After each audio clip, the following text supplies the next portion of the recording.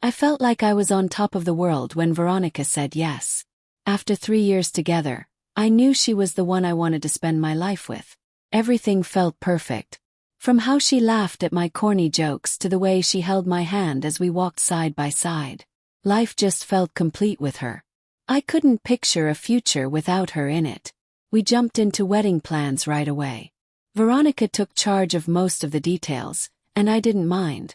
I was just thrilled to be marrying her. One night, while reviewing the guest list, she casually mentioned her bachelorette trip. "Rachel and the girls want to take me to Vegas," she said, her eyes sparkling. "Vegas, huh?" I raised an eyebrow. "It'll be fun. Just a weekend with the girls. Nothing wild," she promised. "All right," I said with a smile. "Just don't blow through our wedding fund." She laughed, leaned over and kissed me. "Don't worry, I'll behave." And I trusted her. The morning of her trip, I helped her pack. We joked like always, everything feeling light and easy. "You sure you don't want to crash the party?" she teased as we loaded her suitcase. "Nah, I trust you," I said. "Besides, I've got my own bachelor night. Just promise me you'll be good." She playfully tapped my arm. "You've got nothing to worry about. You'll survive until Monday." That Friday, I drove her to the airport, kissed her goodbye, and watched her disappear through the gates. I didn't know that would be the last time I'd see her without betrayal cutting into my chest. That first night, I texted her a simple good night. She replied with, "Good night, love. Miss you already." My bachelor party was that evening too. Just a relaxed hangout at a friend's house with close buddies. We ordered pizza, cracked open some beers, and shared old stories. Nothing wild. It was calm, familiar, the kind of night that made me feel grounded, certain about the future. But as the weekend passed, things shifted. Veronica's replies grew shorter and slower.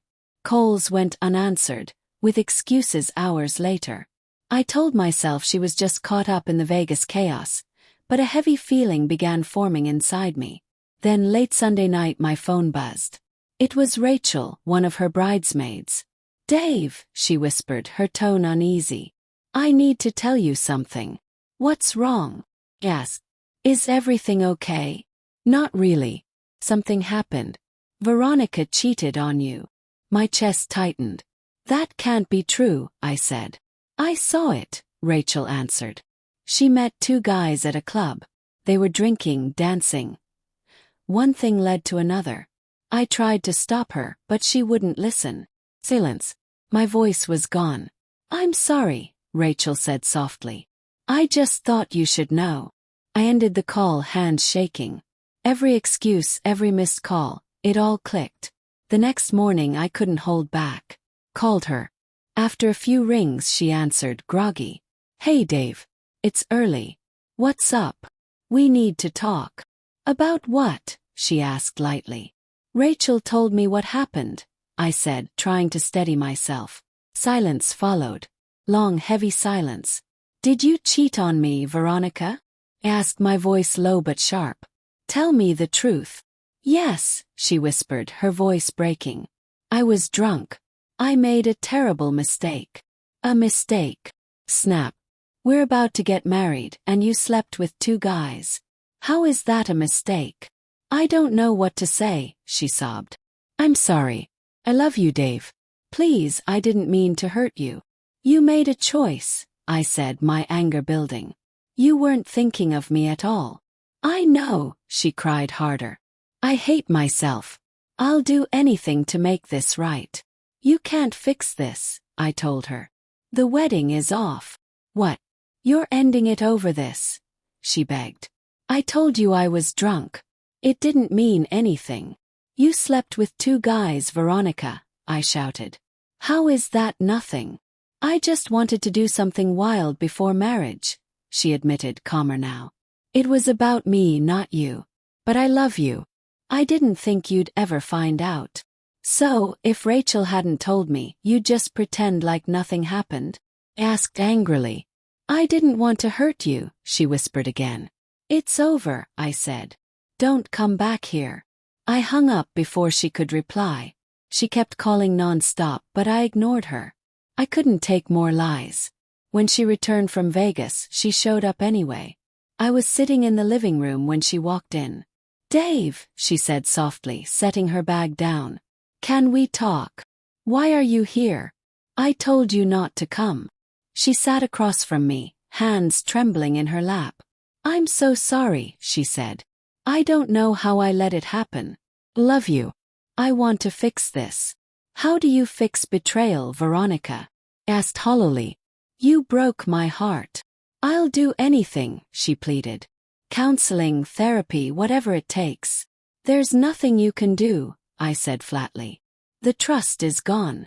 She broke into tears, but I didn't move. "Pack your things and leave. I don't want you here anymore." Without a word, she went upstairs, gathered her things and left.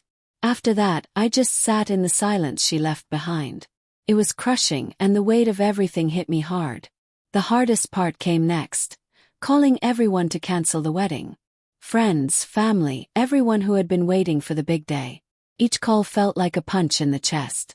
I could barely get through the words without choking up. People were stunned, some speechless. But in the end they understood. It was all a blur, a series of painful conversations, each one reminding me of her betrayal. Later that evening my phone buzzed. It was Rachel. "Hey Dave," she said gently. "How are you holding up?" I leaned back, staring at the blank TV. "Not good, Rachel. It's been rough." "I can imagine," she replied softly. "Listen, if you want to get out, talk, or just not be alone, I'm here." "I don't know. I'm not in the mood," I said quietly. "We don't have to do anything big," she continued. "Just grab a drink, talk a bit. You need a distraction." I thought for a moment. The silence in the house was unbearable.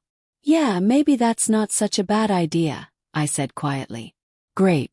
I'll text you the details," she said. That night, I met Rachel at a small bar nearby. It wasn't crowded, and the soft hum of voices was a relief compared to the storm in my head. I slipped into a booth in the back, and Rachel arrived a few minutes later. Her eyes swept the room before finding mine, her lips curving into a gentle smile. "Hey," she said, sliding in across from me. "How are you holding up?" I shrugged, still carrying the weight of it all. "Honestly, I don't even know anymore." Rachel nodded slowly, sipping her drink. "That's understandable. You've been through hell." "Yeah," I muttered. "I just didn't expect it. I thought I knew her. We were about to start a life together, and now everything's gone." Her voice softened, but her words had a sharp truth. "You deserve someone who sees your worth, Dave. Someone who wouldn't throw it away." I met her gaze, startled by the intensity there. "Thanks, Rachel. That means a lot coming from you." She held my eyes, the warmth in hers unmistakable. Leaning closer, she let her hand brush against mine, the faintest spark passing between us. "You're a good man, Dave. Better than she ever treated you." My chest tightened, unsure if it was the alcohol or just the ache of betrayal, but the air between us felt charged. Rachel's fingers wrapped gently around my wrist, grounding me. "You don't have to carry this by yourself," she whispered. "I'm here." The sincerity in her touch sent a tremor through me. Rachel had always been steady, a friend I could lean on. But tonight something was different, something deeper. I've always had feelings for you," she admitted suddenly, her voice quiet, unsure. "I kept it hidden because of Veronica, but I can't anymore. Not now." Her thumb traced lightly over my skin. "I cared about you far more than I ever let on." Her confession stole my breath. Thinking back, it explained so much. The way she'd been there, the way she looked at me when no one else was watching. You always liked me?" I asked, still reeling. Rachel nodded, her gaze steady, honest. "Yeah. But you were happy, and I never wanted to get in the way." Silence stretched between us, heavy and undeniable. Then she leaned forward, searching my face. And before I could think, her lips pressed against mine. It began tentative, soft, but quickly grew urgent. My pulse pounded, and for a moment everything else dissolved. The pain, the betrayal, all of it. Only her. One thing blurred into the next, and soon we were tangled together in bed. The closeness wasn't just physical. It was healing, a salve on wounds I hadn't known how to mend. Rachel didn't just distract me. She made me feel alive again. The days that followed blurred into something new. We spent more time together, laughter and comfort replacing the emptiness. It wasn't about patching holes Veronica left. It was about something real, something unexpected. One afternoon, Rachel lounged on the couch with a book while I grabbed coffee in the kitchen. The house was quiet, peaceful, until a knock broke the silence. Open the door. Veronica stood there, eyes red, voice trembling. Dave, please. I need to talk. I know I destroyed everything, but I'm begging you. Hear me out.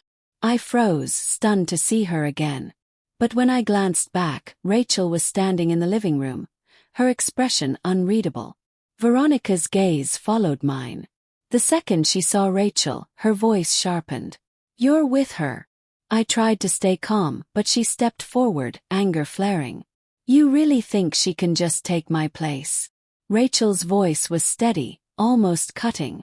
I'm not replacing you, Veronica. I'm here because you weren't. Veronica turned to me, frantic. Dave, don't let her poison you against me. Love you. I'll fix this. Please. I felt the last fragments of love I'd once carried for her crumbling. My voice was firm. No, Veronica. It's over. You made your choice, and now I've made mine. Her tears spilled, desperation in her eyes. Don't do this. Don't let her ruin what we had. You ruined it, I said, my tone cold. Now go. She stood frozen, then turned and stormed out, the slam of the door echoing through the house. Weeks later, life had shifted into something steady. Veronica was gone from my world, her calls ignored, her presence erased. With each day, the ache lessened, replaced by peace I hadn't known in years. Rachel and I made a choice together, to leave the past behind, to move somewhere new where no one knew us. It was a leap, but it was ours. And as we built that new life, I never looked back.